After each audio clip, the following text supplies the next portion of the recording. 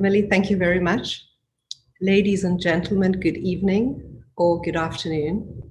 On behalf of Queen's MCR, I would like to welcome you all to the second Angevin talk in our series. We have guests attending in many different time zones. Thank you all for joining us. We are honored and delighted to welcome Professor Michael Spence as our very special guest this evening. Mike, a very warm welcome. Well, I'm delighted to be with you, Anna. It's great. Wonderful. How did you first learn that you were going to be the recipient of a Nobel Prize? Can you describe the phone call and feeling in the moment to us? Yes, I can. I missed the phone call. So I was in Hawaii. They knew my phone number at Stanford in California. So the way they do it is they phone you, and if they can't get a hold of you, then they post the results on the web in Sweden, mid-afternoon. So translated into California time, that's about 6:30 in the morning.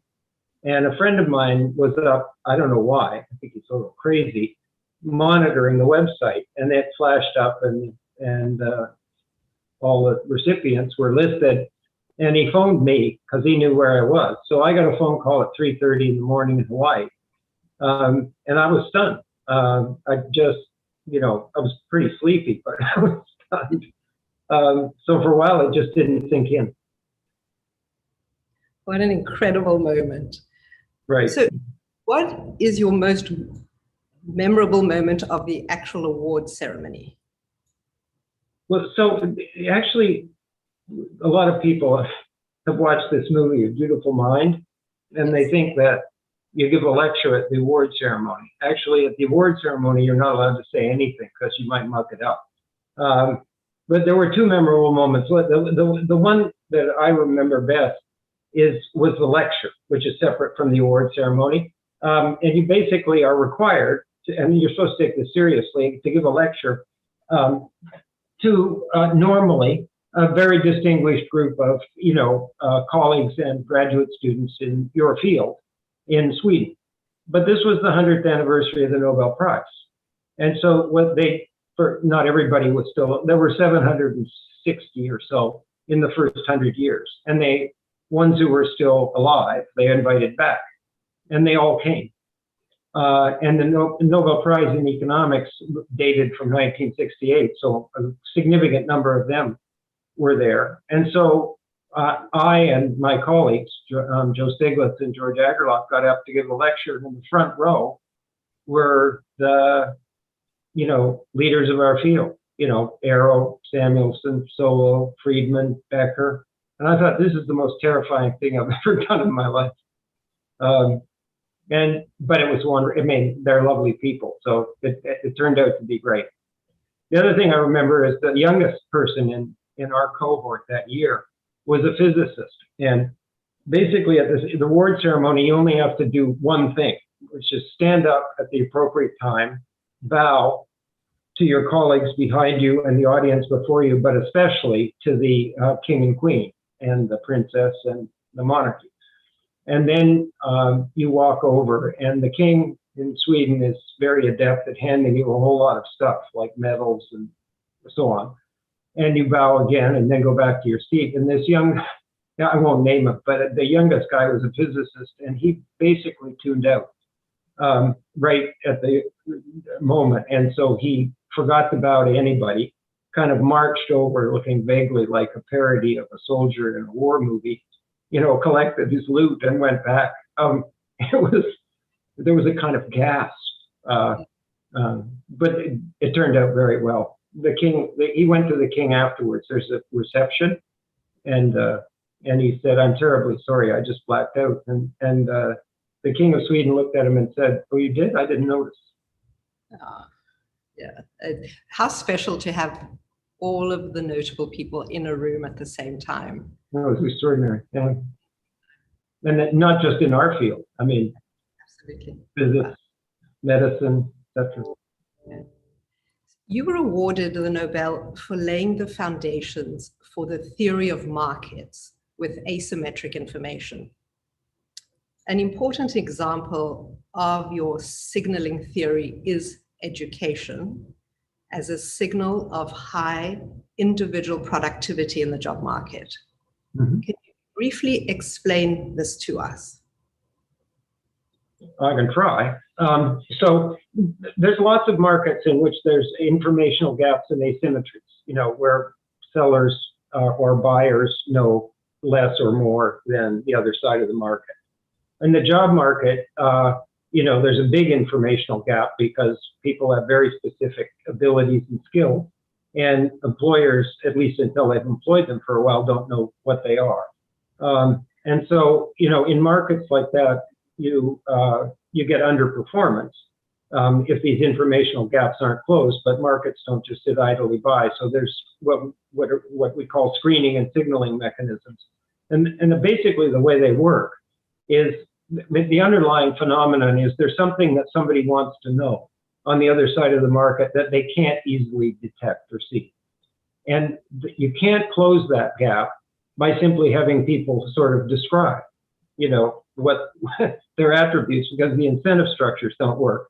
In the market for lemons, which is the paper for which George Akerlof, lemons are cars that are disasters. If somebody comes along and says, well, my car's not a lemon, you have no particular reason to believe it or not. So the question that I and others were asking is, well, are there signals that are credible in markets? And the answer is yes. And those signals have the characteristic that the cost of doing whatever it is that the signaling activity is lower for the people with the highly valuable attribute or quality in the product. And then it turns out there's lots of examples of that, and one of them is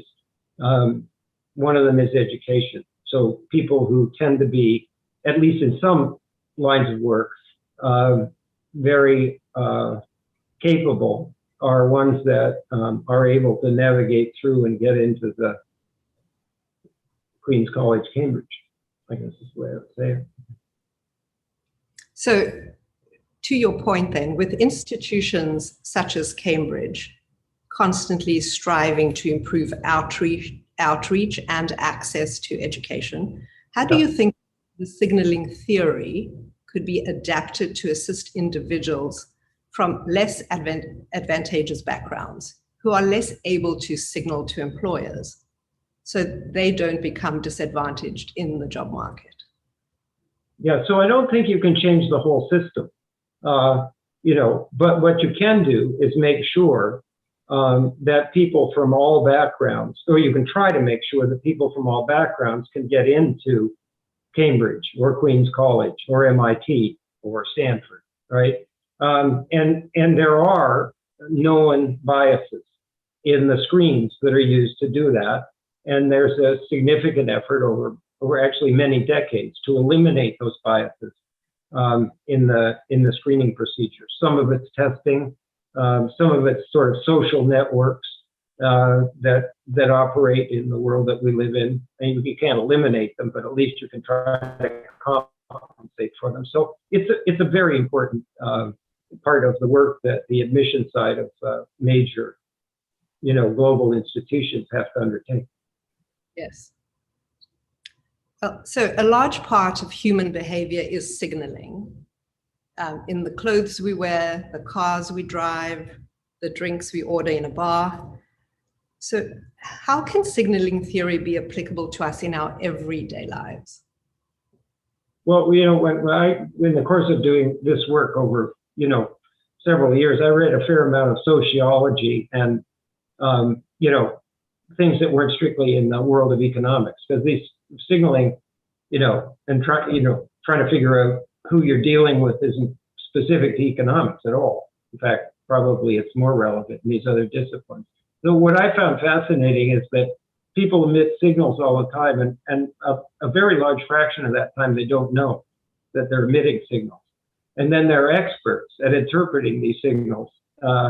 And there are even courses on helping other people who don't know how to interpret them figure out, what they're signaling inadvertently that they might not want to signal. So there's a whole field in sociology and psychology and marketing, for that matter, and organizational behavior and leadership courses. It's all over the place, you know, because people do. Admit telltale signs, right? Whether they're lying or they respect the person they're talking to or whatever it is. Anyway, I find that fascinating. The other thing I found fascinating was Veblen. So Veblen was a brilliant but fairly complicated character. And, you know, and one of the things he realized fairly early on is that the way people who are wealthy signal, you know, that they're wealthy is they buy things other people can't afford. And some things are offered on the marketplace at very high prices, not because, and in limited supply, this is crucial, not because they're inherently have that value, but because they provide a signal. Like a Rolls Royce, for example. Like a Rolls Royce, yeah. Or a diamond that's so big it, you know, practically weighs your hand down or something like that. So your book, The Next Convergence, The Future of Economic Growth in a Multi-Speed World, is about growth, development, and convergence of the global economy. So what do you believe the impact of the pandemic has been on developing countries? And can they bounce back? Well, the impact has been quite large and negative for a lot of reasons. But I think it's fairly easy to see. Right now, they're having trouble getting the vaccines, right?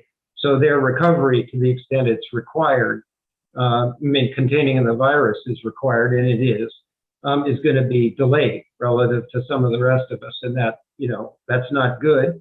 And it certainly exacerbates, you know, a pattern of inequality that automatically goes with the fact that not everybody lives in a developed country. But in addition to that, if you look at, you know, the major developed countries, most of them, I think all of them, have mounted fairly substantial fiscal programs to buffer the shock, you know, to prevent people from, you know, not being able to eat, not being able to hang on to their homes and so on. And these are huge programs. I mean, they vary from one place to the next, but it's not, and many of these, to use the word economists would use, many poorer countries don't have enough fiscal space to mount such a program.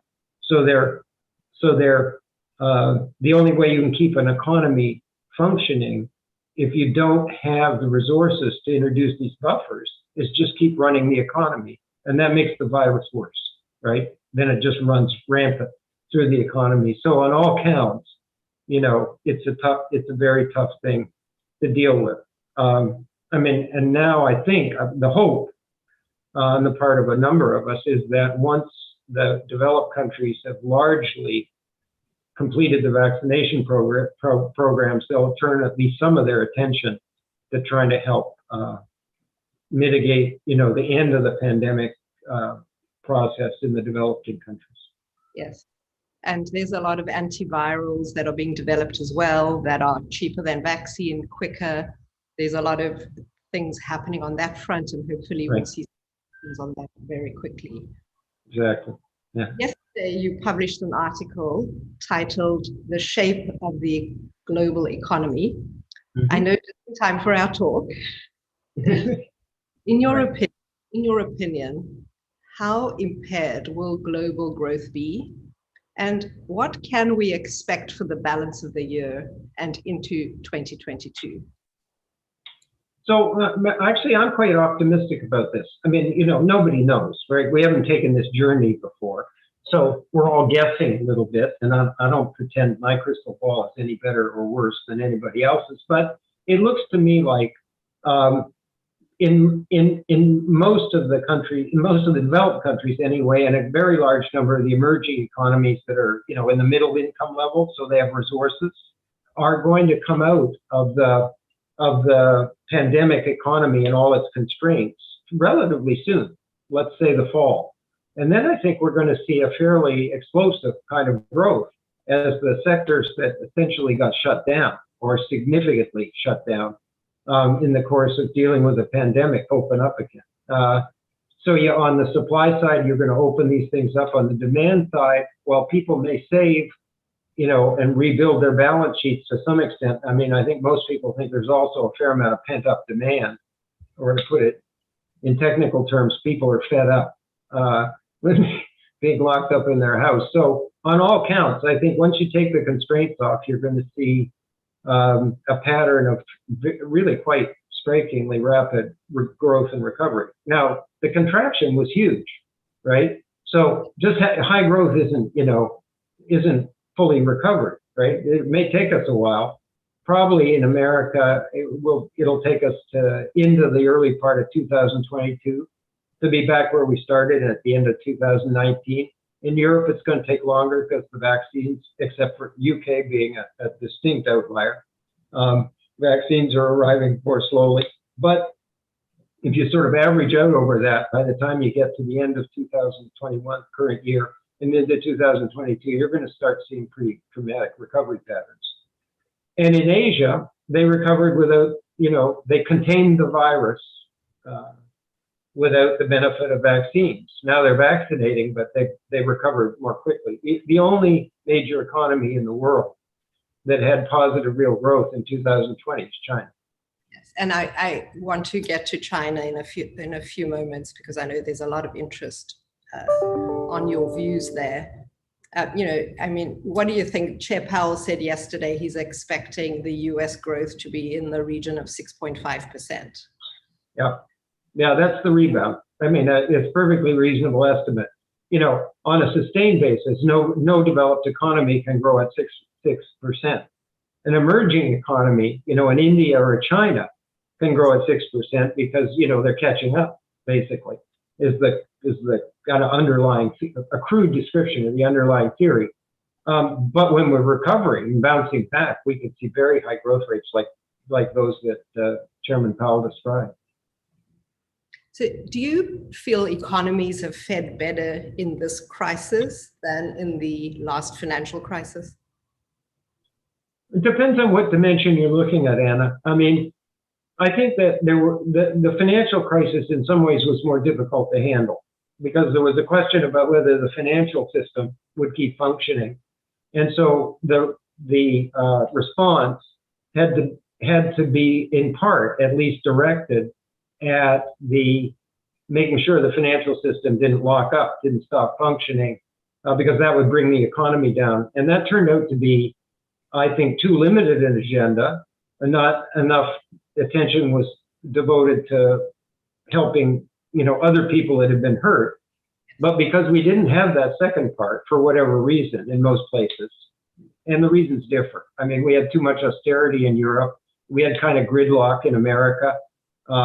And so on. So we just didn't get around to it. But the thing that really hurt us was that we bailed out financial institutions that were part of the cause of the problem. And that turned out to be just enormously unpopular for good reason. And it's left continuing, fault lines and scars in our society as a result. So in a sense, I mean, the economic shock wasn't as big in the great financial crisis as this one at its low point, if I can put it that way. But I think this one was in some ways easier to handle and certainly better handled. Yeah, so in your recent article earlier this month for Project Syndicate, you talked about the winners and losers in the digital transformation of work. You concluded by saying digital transformation of work will leave many people behind with adverse long-run consequences for social cohesion. Can we discuss this and why it is very important for policymakers to focus on measures to reduce income and wealth inequality? Yeah, so we're in, I don't think it's any secret, we're in a major, transformation, the digital transformation. It has many, many dimensions and lots of upside potential, but it is going to change work. I mean, my simple way to describe it is in the first industrial revolution, we harnessed energy and got machines in the physical world. But there's another part of the world that's very important that kind of controls things. I call it the information coordination and decision-making layer of the economy. And that is where the machines are arriving. But that's a post-war phenomenon. You know, after the first industrial revolution, we had machines, cars, you know, industrial machines, spinning machine, weaving machines, all kinds of things, tractors, but humans remained the only agents in the information control decision-making layer, and that is what's changing.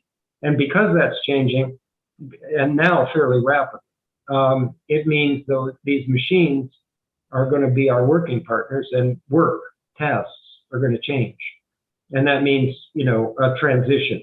And it probably means, you know, fairly major shifts in the skills that people will require. You know, not the scientists who are going to, you know, follow their science, but, you know, a lot of lines of work. And I don't think that transition is impossible. The public sector has a role. The education sector has, you know, broadly defined as a significant role. But people have a role. You know, they invest in themselves in order to make these transitions. And if you start with very high income and wealth inequality, then at the lower end of the spectrum, and by lower end, I mean lower half, you know, there's a real question about whether people have the resources to make those investments. And so that's how income and wealth inequality, which is a multi-decade trend of varying magnitude depending on where you are, gets tangled up, you know, with this. If we were in better shape with respect to the distribution of resources that families, households, and so on could deploy to navigate these transitions that we're all going to have to go through anyway, then I think it would, you know, it wouldn't be painless. It's kind of disruptive. It's harder for old people, and so on. But it wouldn't be as worrying as what we're seeing now. And so I think what I was trying to convey is that, you know, if we want to do this well, we have to directly address the income and wealth inequality. It's also multidimensional. I mean, properly measured, it's not just your income and what you have at the stockbroker and the bank. It's, you know, what services that are crucial, like education and health, are available at very high quality and low cost, et cetera. I mean, you know, all of those things matter. And the availability of opportunity, obviously, to try it. Right. So just under a year ago, you wrote an article with Mohammed Al-Arian called The Great Unequalizer: Why the Pandemic is Compounding Disparities in Income, Wealth, and Opportunity. So what measures, in your opinion, now need to be taken in an effort to rectify what has occurred by what you have both described as a generation-defining crisis? Yeah, well, it certainly was that. I think what we had in mind is that, you know, some of what we need to do is being done, right? So the observation that really gets your attention, and I'll do it with an example, is that the pandemic hit, on average, people in the lower part of the income distribution much harder. So in the American economy, hospitality, which is restaurants, hotels, etc., is an industry that was largely shut down, has among the lowest, you know, wages and income levels in the economy, and employs 17 million people, you know, outside the pandemic structure. So you shut down a huge set of sectors in the economy which employ people, you know, fairly near the bottom end of the sort of income spectrum, and they're hurt. And, you know, that pattern, I mean, you could document it in lots of different ways, but the correlation between income level and ability to keep working and being paid online is quite high. So anyway, it's a big adverse shock, domestically and globally, for the reasons we talked about. And I think the good thing that's happened is the governments have stepped in and recognized that. And I mean, it sort of sounds nerdy, but basically, a shock of this magnitude, you lose your employment, but you don't, if you had a buffer in terms of previous savings, you're going to use it up. So in the end, it produces balance sheet damage. And what the governments have done is transfer that balance sheet damage to the public sector by issuing debt. And I think that, I mean, nobody wants to see public debt go through the roof, but if the alternative is leaving people stranded, then I think they did the right thing. And so that's part of it. I think the rest of it is, you know, leadership, behave well, and get the economy back running as fast as we can in all dimensions. Yeah. So we don't have a lot of time, but because there's a lot of Q&A, but your quick, deep, you know, your quickest version of what's going on in China right now, and how do they currently sit in with respect to the rest of the world? Well, they're not very well liked in a large part of the world. I mean, Europe has, there are surveys, there are negative attitudes. They're probably not quite as extreme as the negative attitude that you find in the United States, but there's no question the tensions are high and rising. The pandemic has not taken that away. In some ways, it's made it worse. And, you know, there are opportunists in every field, including politics, that find it convenient, right, to blame it on outsiders or something like that, and don't think very carefully that maybe it will, you know, rebound in a highly negative way with respect to one's own fellow citizens. And we just saw an example of that in the United States. No, but China basically is it's a market economy, but with a big government that has lots of assets and is quite directive. So it's a dynamic economy. It's about 80% the size of Europe or America now. It's in some fields at or, you know, on a par in the frontier, like artificial intelligence, quantum computing, and so on. So it's not the early stage developing country that it was 30 or 40 years ago when they started doing the reforms. Right. Sorry. Actually providing a very clear statement for internal consumption and self-sufficiency. Yeah, absolutely. I mean,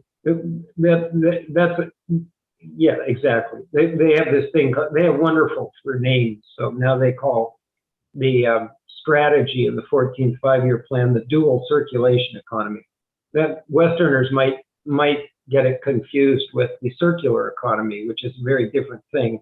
That's all, you know, also important. But what they mean is they have an externally oriented part of the economy, which used to be dominant in terms of growth because the domestic economy wasn't very big, right? And now they're sort of tipping the balance and becoming more self-reliant on both the supply side, you know, like semiconductors and making things we need so nobody can cut us off, and on the demand side. We're going to rely more on domestic demand to enable our economy to grow and develop and thrive. So that's where they're going. I think on balance so far, if you stick to sort of performance measures that are mainly economic, the performance has been very good and quite stunning over certain periods of time. The quibbles people have with China, at least Westerners, tend to have to do with their dislike of the governance model. It is a single party system, and it's in control, right? So we're all I'll give you a quick example. We're all wrestling with the question of whether if some internet content's so damaging, we need to screen it out, right? But in the West, we don't have a very good answer as to the question, well, like say, whose job is that, right? Who has the authority, you know, and legitimacy to get that job done? That's a very hard question to answer in a constitutionally structured democracy. In China, it's not a hard question to answer at all. I mean, the answer is clear, and they're doing it, the party. So they value stability. They don't like potentially destabilizing things socially. So it's a very different world. And I think if you stand back from it, if we're going to interact constructively with each other, we're going to have to find a way to do it that doesn't assume we're all kind of the same in terms of governance and values and so on. Yeah, and it's an environment of compliance, so it's very different to what we're used to. Right. Do you believe there must be a compromise between economic growth and working to prevent climate change? Or do you think it's possible to achieve both simultaneously? Just quickly. Very quickly, yes. I think it is possible. I think it is possible, but this is a journey we haven't ever taken before. So we actually don't know.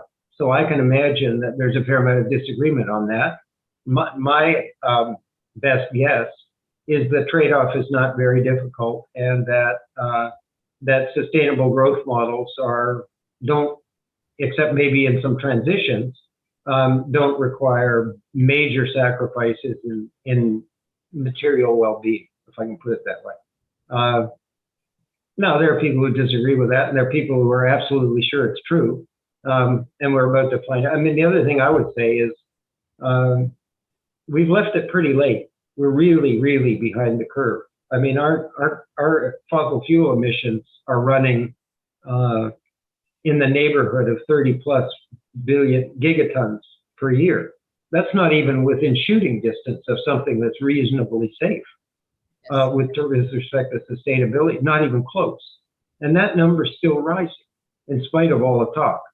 So we have a major challenge ahead of us, and because it's kind of urgent to get it done, I think there may be some sacrifice that's needed in terms of, other dimensions of economic well-being in order to accomplish this on a time scale that prevents or reduces the risk of catastrophic results.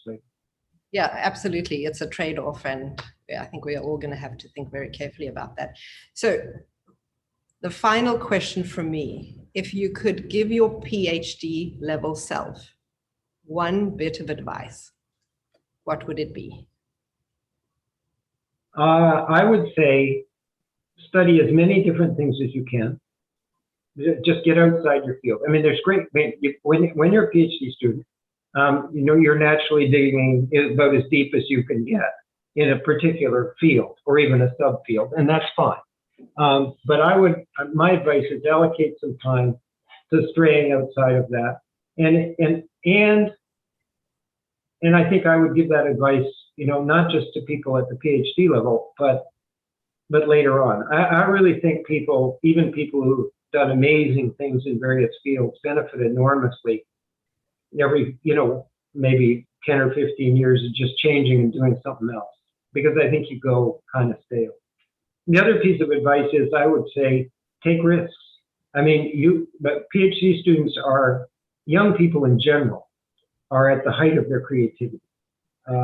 They may not know as much as some of the sort of older folk, but they're not trapped by the conventional wisdom of their field in a way that almost everybody else almost inevitably is.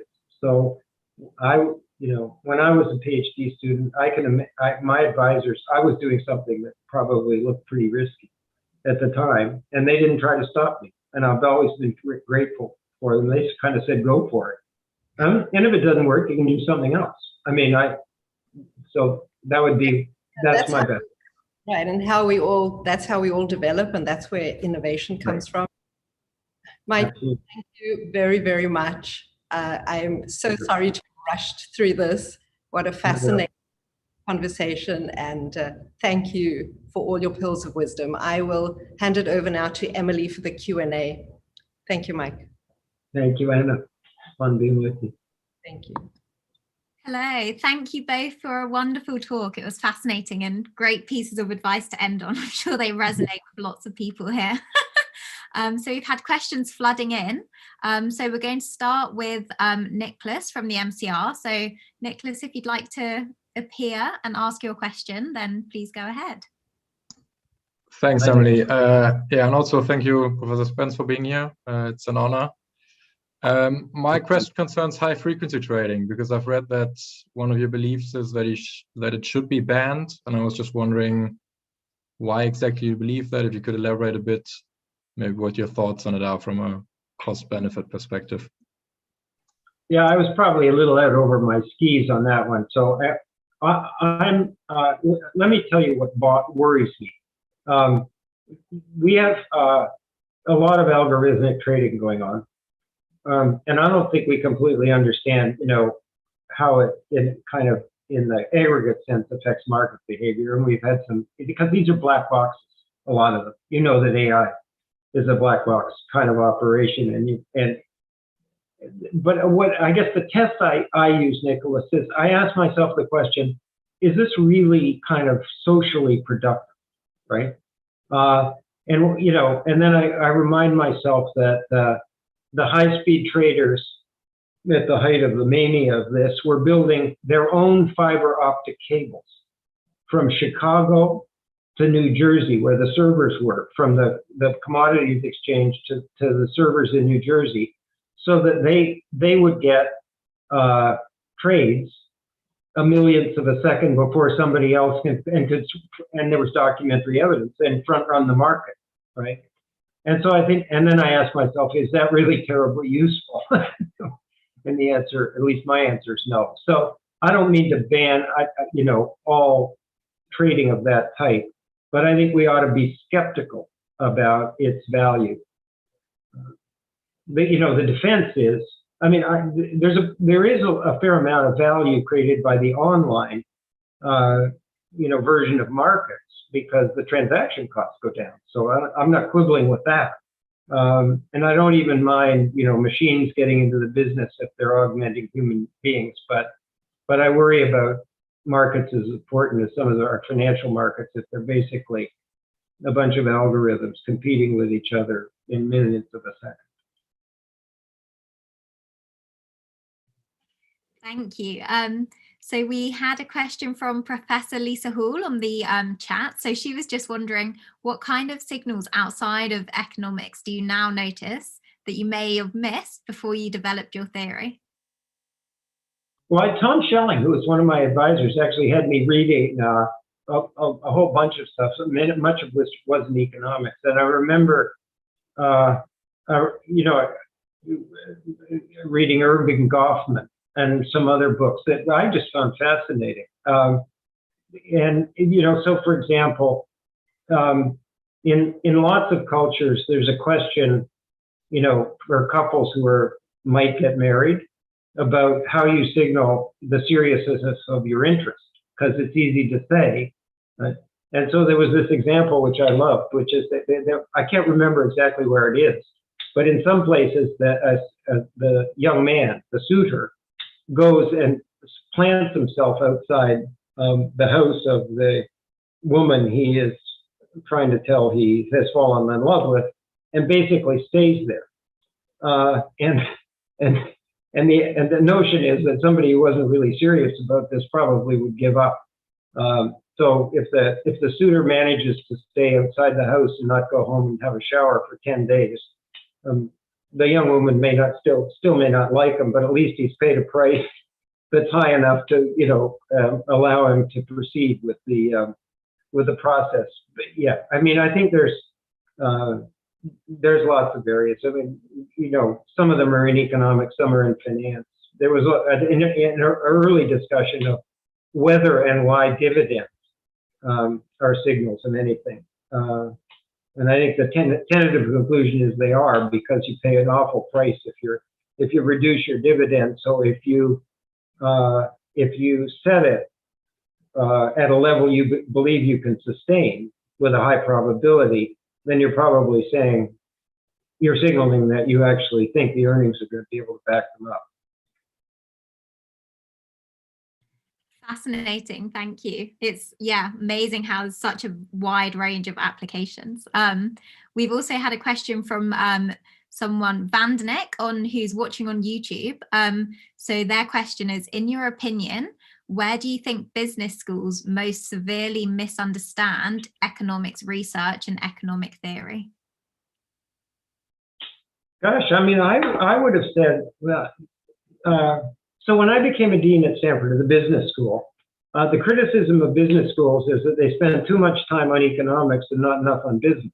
And that was basically the gist of the U.S. News and World Reports that went after the elite business schools. And there was some justification for that. We had turned into sort of mini social science, faculties, and maybe weren't paying enough attention to business. And I think there's been a kind of rebalancing. But I wouldn't have characterized businesses as,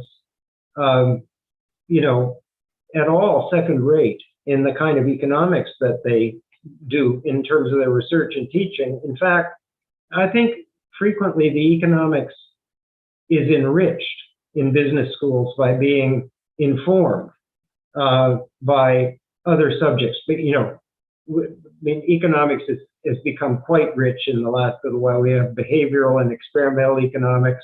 These are very close to fields like behavioral and organizational behavior and so on. The marketing people, I think, give a completely different sort of sense.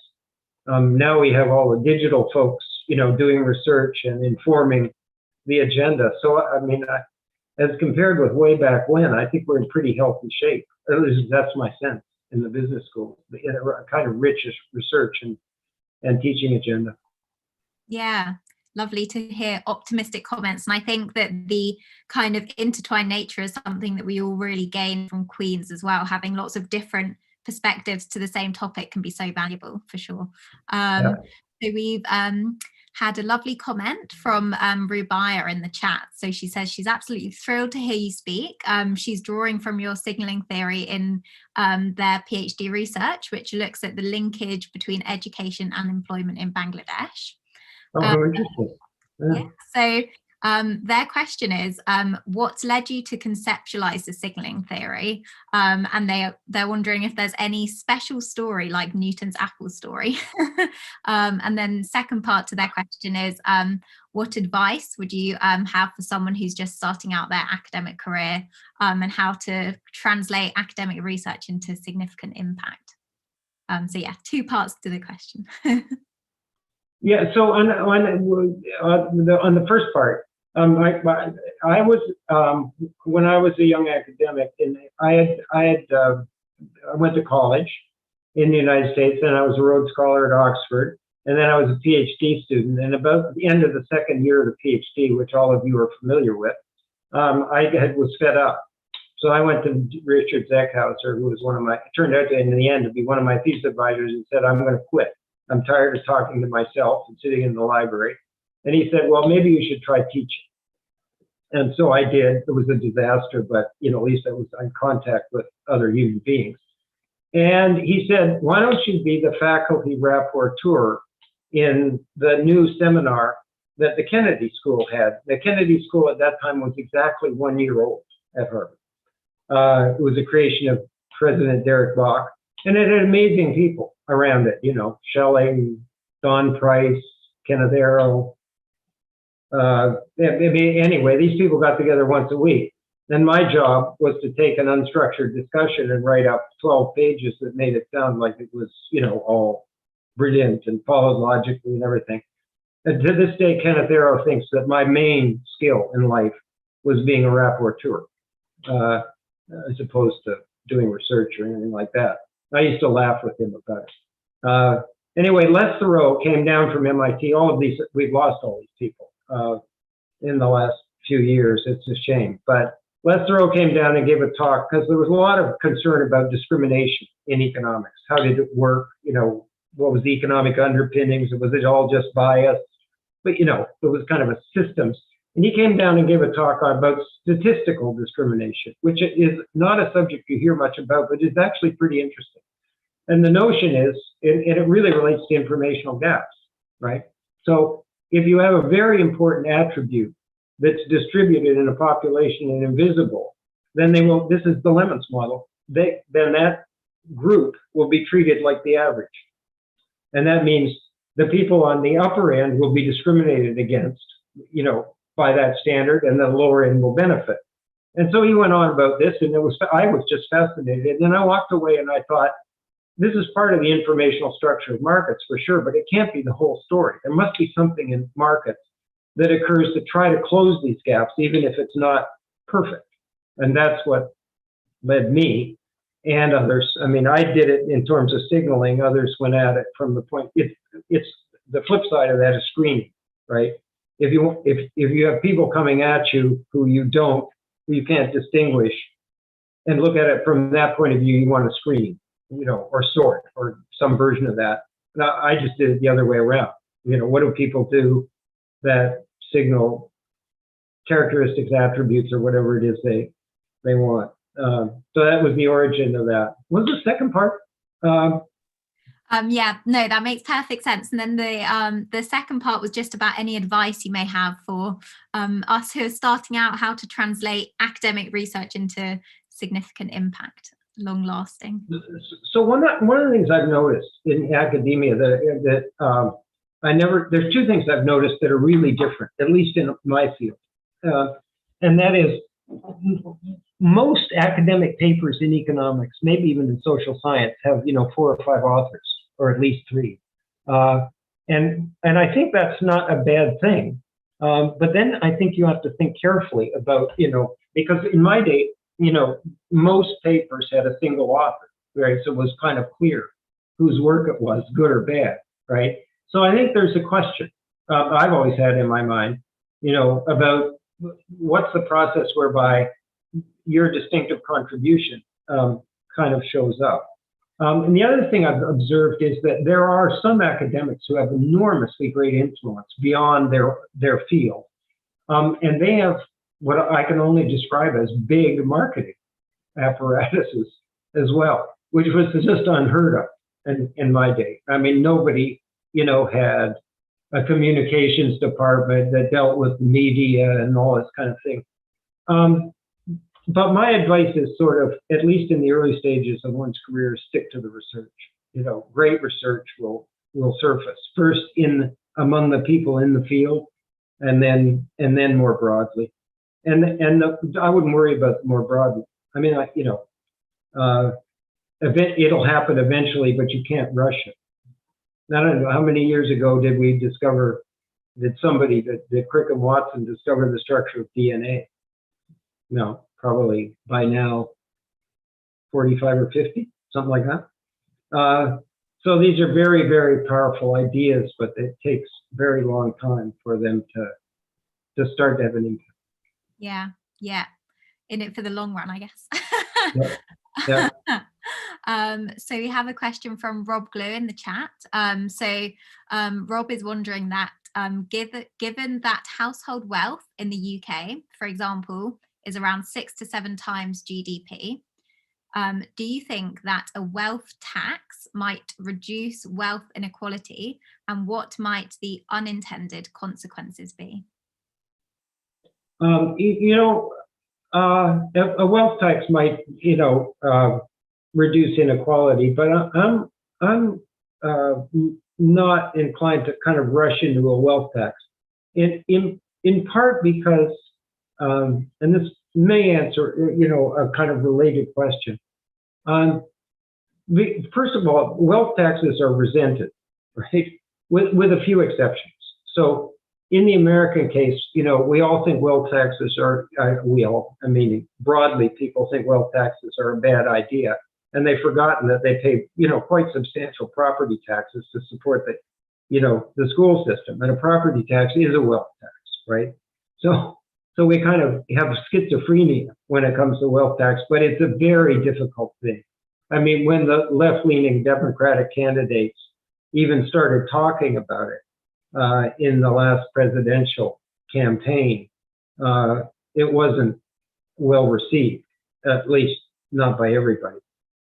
But the most important thing, I think, is that you don't really deal with the underlying problem, either with a massive redistributive approach to income or wealth, right? And the reason is it doesn't solve the underlying problems that people care about, like that Anna mentioned, opportunity, being educated enough to, sort of access those opportunities, getting the kind of support you need when you go through that process.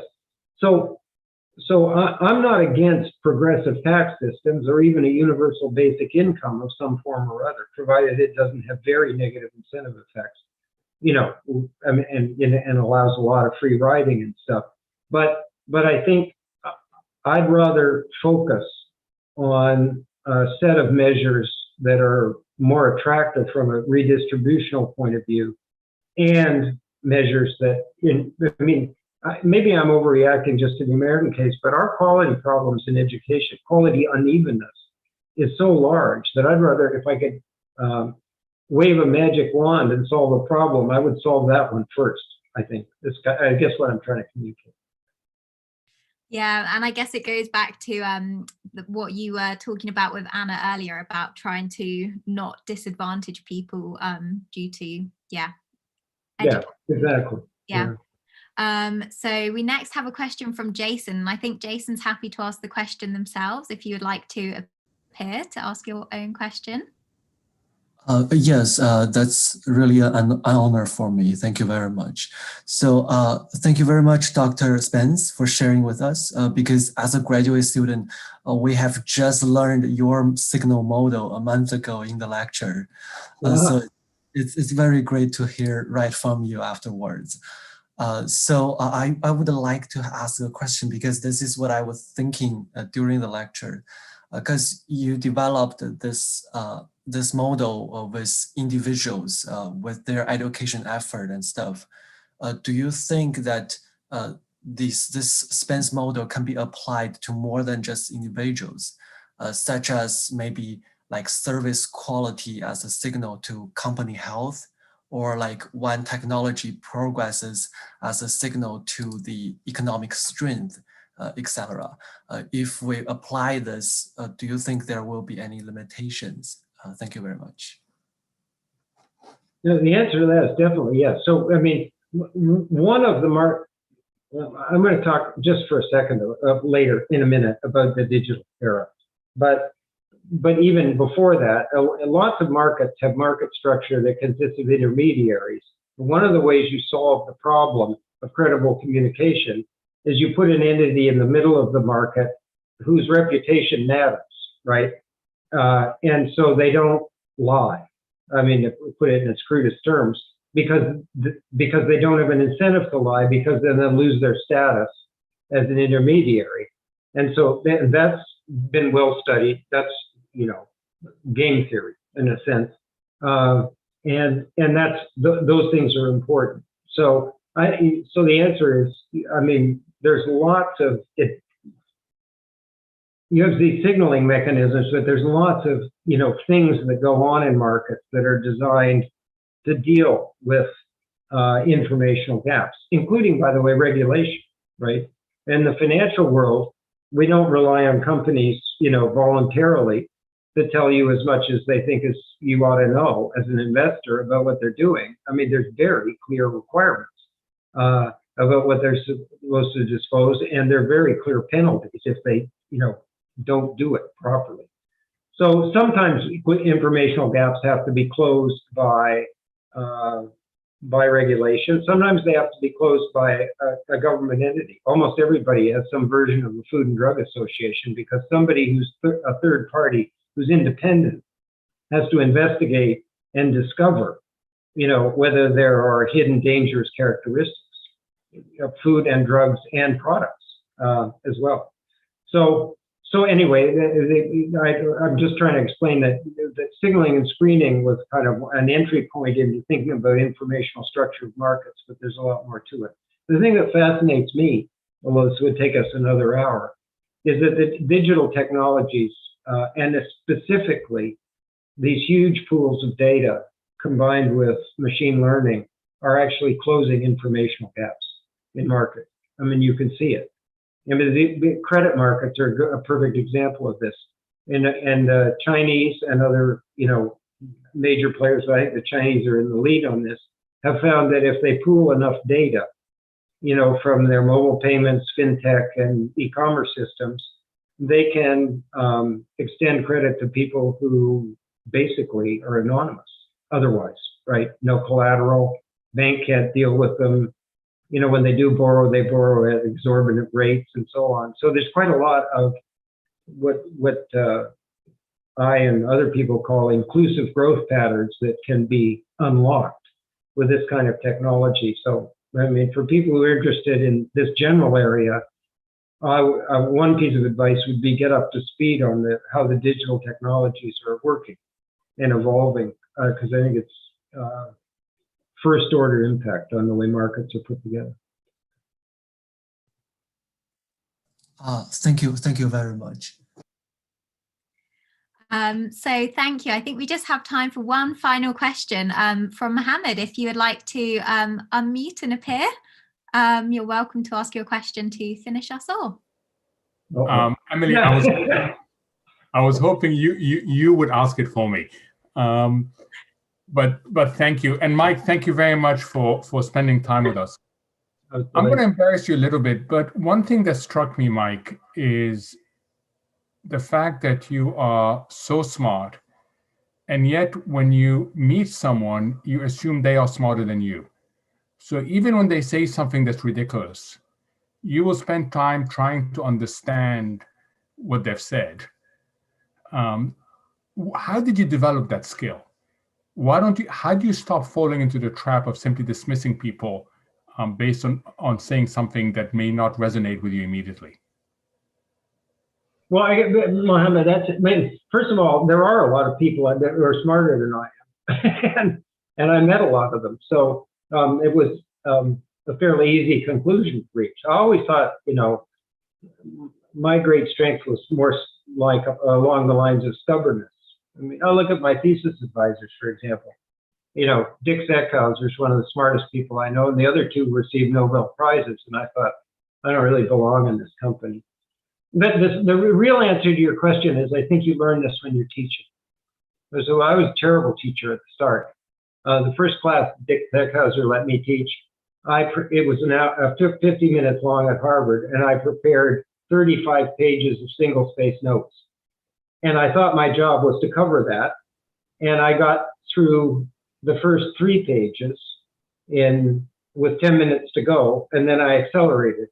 And I produced what I came to see afterwards as the educational equivalent of whiplash. And then Dick and I had a funny conversation afterwards, and he said, we probably tried to cover a little too much. But that's all preamble to say, I think when I became a better teacher is when I started listening. And even now, when I teach, I want the interaction to start almost immediately. And I say it right at the start. So I don't want you to wait for the question period. I want, if you've got something on your mind, it doesn't have to be a question. It could be a comment, or I don't understand this, or something. And then we'll start talking. And when you start doing that and listening to the question, when you start listening to it, then frequently you run into the following problem. The question may not be, if somebody's confused about something, the question may not be completely well formed. So you have to guess at what it is, and you may guess wrong, and then restate it in order to sort of get on with dealing with it. And after you restate it, it's a good practice to ask, is that kind of what you had in mind?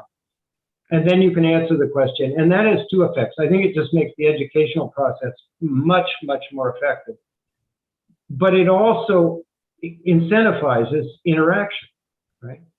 If you said, okay, I can't understand that question, next, you wouldn't have. So I learned this the hard way, just by practicing and doing. And in the course of it, I developed a theory about what was going on in a classroom. And one theory is somebody who knows a lot is transmitting it to some other people.